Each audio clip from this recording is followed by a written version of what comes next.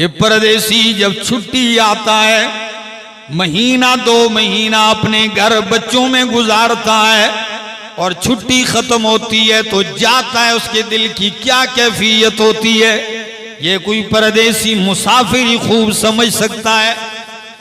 मैं एक दफा उम्रे के लिए जा रहा था तो मेरी साथ वाली सीट पे एक बंदा बैठा हुआ है, बिल्कुल आंखें उसकी सुर्ख हैं, बात वो करता नहीं है।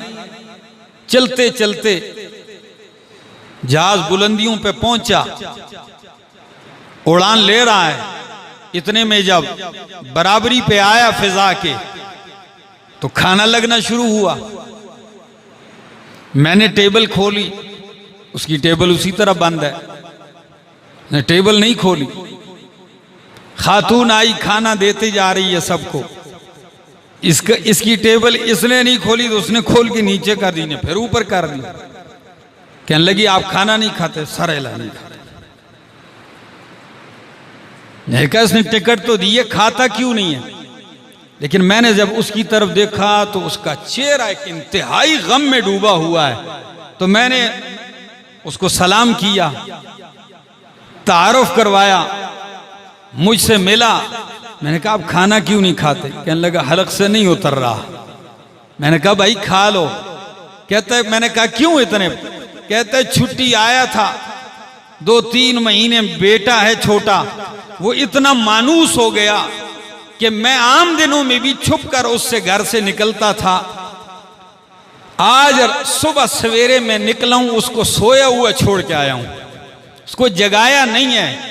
तो वो घर पे बिस्तर पे सोया हुआ मैं उसको छोड़ के आया हूं।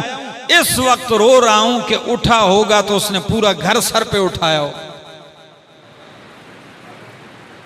तो उसकी बातों से मेरा भी दिल नर्म हुआ। मैंने उसको तसल्ली दी। मैंने कहा अल्लाह आपकी रोजी में बरकतें डाले। ये मैं एक पसे मंजर बयान करता हूं कि मुसाफिर की क्या हालत होती। हालांकि बच्चे को वीराने में वो नहीं छोड़ के गया, माँ बाप, उसका बाप यानी दादा मौजूद है घर में, भाई मौजूद हैं, अपने खानदान में छोड़ के जा रहा है। उसके दिल की क्या हालत है, तो अल्लाह के खलील के दिल पे क्या गुजरी होगी, जहां जिंदगी का कोई आसार नहीं है और बाल सफेद हो चुके हैं, बुढ़ापे का बेटा है।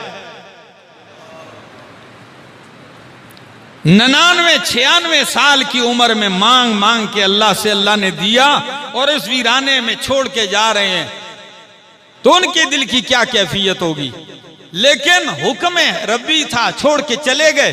जैसे ही बे बच्चों और बीवी के बीच में पहाड़ हाइल हुआ, पहले तो देखते देखते जा रहे हैं ना, जब बीच में रुकावट आई, पहाड़ की ओट आई, फौरन इल्तिजा शुरू कर दिया। कुरान ने वो दुआ नकल की, क्या फरमाया?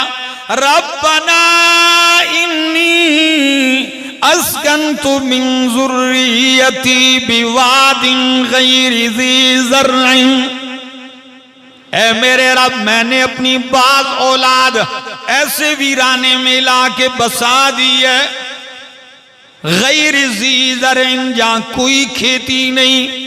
लेकिन कहा इंद बैतिकल मुहर्रम, तेरे हुर्मत वाले शान वाले घर के पास।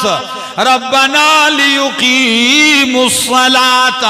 ऐ रब्बा इसलिए कि ये नमाज कायम करें। अब भी तो दूध पीता बच्चा है, लेकिन उसके मुस्तकबिल की भी दुआएं मांग रहे हैं कि काबा भी आबाद हो गए एक दिन और ये नमाजी भी बन जाए। और दुआ भी अजीब है, फरमाया फजअल अफइदतम मिनन नास तहवी इलैहिम, ऐ अल्लाह लोगों के दिल माइल कर इनकी तरफ। वर्जुक़हुम मिनस समरात, और इनको फलों में से रोजी दे। लअल्लहुम यशकुरून। नतीजा देखा, अभी खेती भी नहीं है, रोजी किसकी मांगी जा रही है? जहां सबज तिनका तक नजर नहीं आ रहा, वहां दुआ कर रहे हैं। फरमाया कि इनको फलों की रोजी दे। और दुआ ऐसी कबूल हुई कि सरसब्ज व शादाब मुल्कों में जो फल नहीं मिलता वो उस जो है बगैर खेती वाली बस्ती में साल के 12 महीने दस्तयाब होता है।